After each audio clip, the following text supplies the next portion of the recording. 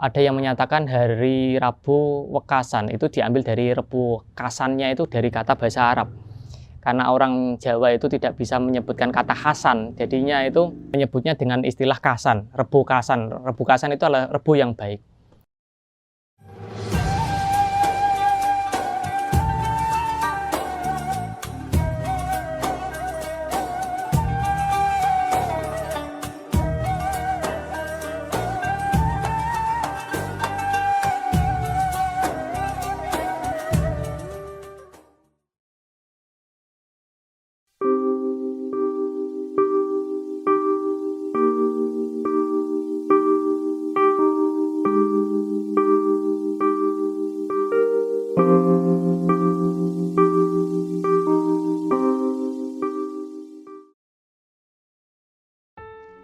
Assalamualaikum warahmatullahi wabarakatuh.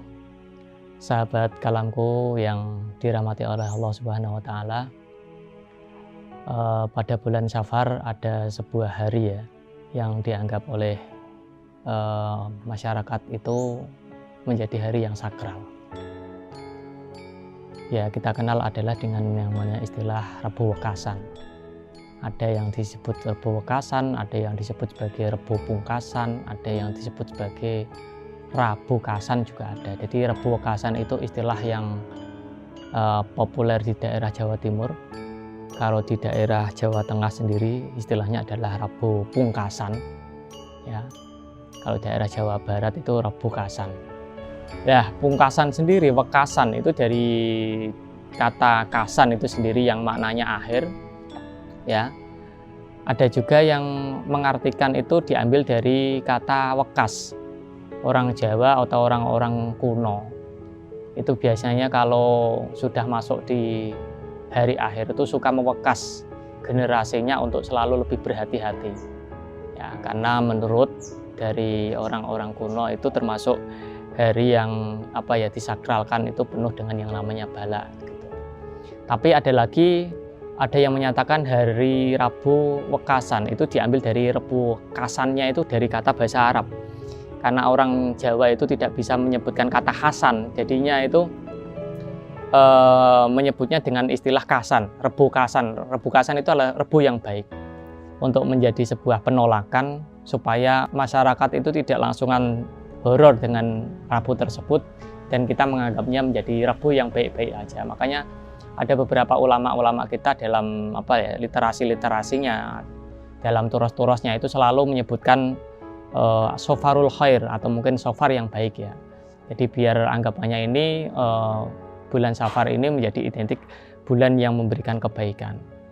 Karena ada kepercayaan Rebu Wekasan ini juga menjadi sebuah pemahaman bagi Islam jahiliyah. Kalau Rebu ini sendiri itu banyak mengandung yang namanya keburukan-keburukan itu sendiri, sehingga Rasulullah kan membantahnya dengan sebuah hadis, la adwa wala tiyarota, tidak ada yang namanya sebuah musibah, tidak ada yang namanya suara-suara burung yang nantinya akan mengakibatkan hal negatif, wala sofaro, dan tidak ada yang namanya sofar itu buruk, wala hamata, dan tidak ada yang namanya burung hantu itu memberikan sebuah dampak negatif ya. Sehingga kita berstatement beranggapan kalau bulan ini juga sama dengan bulan-bulan yang lainnya, seperti bulan yang namanya bulan Muharram, bulan Ramadan, bulan Rajab, dan bulan-bulan yang lainnya yang nantinya akan berdampak positif. Jadi makanya mengenai istilah Rebu Wekasan di sini, masyarakat ada yang pro dan kontra.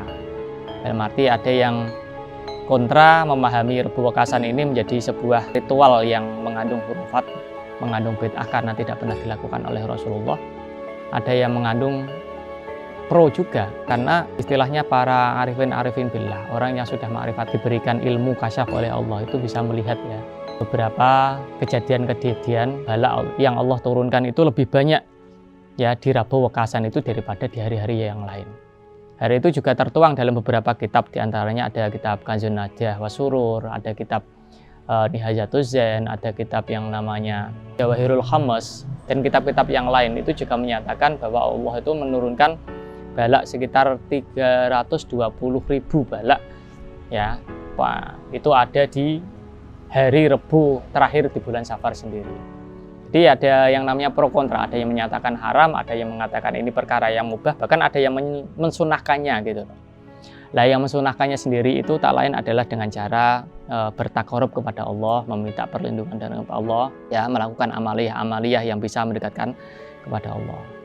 Nah, di antara amaliyahnya yang dilakukan itu dalam kitab-kitab yang sudah saya sebutkan tadi itu adalah dengan cara sholat, ya, sholat sunnah 4 rakaat. Nah, sholat sunnah ini nanti dilakukan setiap membaca Fatihah itu nanti dibarengi dengan membaca surat Al-Kautsar 17 kali, Al-Ikhlas 5 kali, dan surat Al-Falaq sama An-Nas 1 kali. Ya, ada yang menggunakan sholat sunnah, ya. Ada juga yang caranya itu melindungi dirinya, bertakarub kepada Allah dengan cara membuat yang namanya wikif, atau mungkin istilahnya di sini azimah, rajah-rajah tersendiri, ya, dengan tafaul atau mungkin tabaruk dengan nama-nama para malaikat seperti malaikat Jibril, Mikail, Israfil, Israel itu ditulis dalam demikian rajah dan dikelilingi dengan yang namanya ayat salamun, ya. Ada salamun kaulamir Rabbir Rahim, salamun ala Nuhin fil alamin, salamun ala Ibrahim, salamun ala Musa wa Harun, salamun ala Isa, dan lain sebagainya. Ini ditulis dalam wikif dan itu kemudian dilebur ke dalam air sehingga diistilahkan kalau orang Jawa sendiri menjadi banyu salamun lah istilahnya untuk tolak bala. Ya, ada lagi ritual untuk mendekatkan diri kepada Allah dengan cara memperbanyak bacaan surat Yasin, ya, 3 kali. Dimana nanti ketika sudah mencapai ayat Salamun kaulamir Rabbir Rahim itu dibaca 313 kali. Karena kenapa kok jumlahnya 313 itu karena sesuai dengan jumlah perang Badar yang saat itu. Ya, ini juga merupakan angka yang menurut orang itu sakral sekali, 313. Ya, ada juga yang bertakarub dengan Allah, melindungi dirinya itu dengan cara membaca surat Al-Falaq sama surat Yusuf di ayat ke-64 itu. Wallahu khairun hafidho wa huwa arhamur rahimin.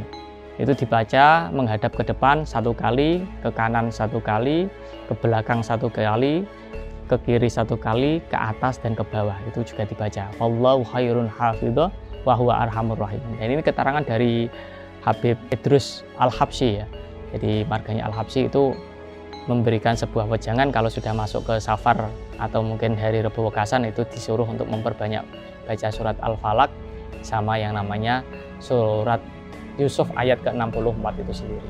Jadi banyak sekali, ya, ritual-ritual yang dilakukan orang-orang Jawa itu untuk yang namanya membentengi dirinya dari yang namanya balak-balak yang menurut orang arif billah itu diturunkan di Rabu terakhir.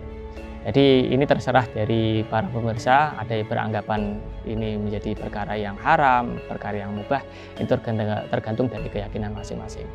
Nah, untuk kita sendiri, karena di sini banyak dilakukan oleh para ulama-ulama, bahkan seorang orang sufi yang notabene-nya adalah orang yang diberikan keistimewaan sama Allah dan dekat oleh Allah, ada kalanya kita mempunyai rasa preventif menjaga dirinya.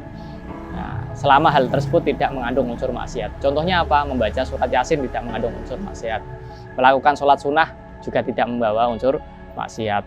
Nah, membaca tadi, jadi selama hal tersebut tidak mengandung unsur maksiat, mengapa toh kita harus menjauhinya, kan gitu? Karena termasuk salah satu dari adab adalah muwafaqatun nas ala kulli syai'in ma'adal ma'asi. Jadi kita bisa menyesuaikan di dalam setiap kondisi masyarakat tersebut selama tidak mengandung unsur maksiat. Nah, toh juga yang namanya bacaan-bacaan tadi itu mengandung yang namanya pahala untuk kita sendiri.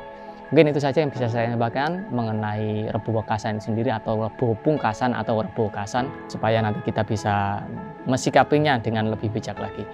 Ya, dari saya, walaupun assalamualaikum warahmatullahi wabarakatuh.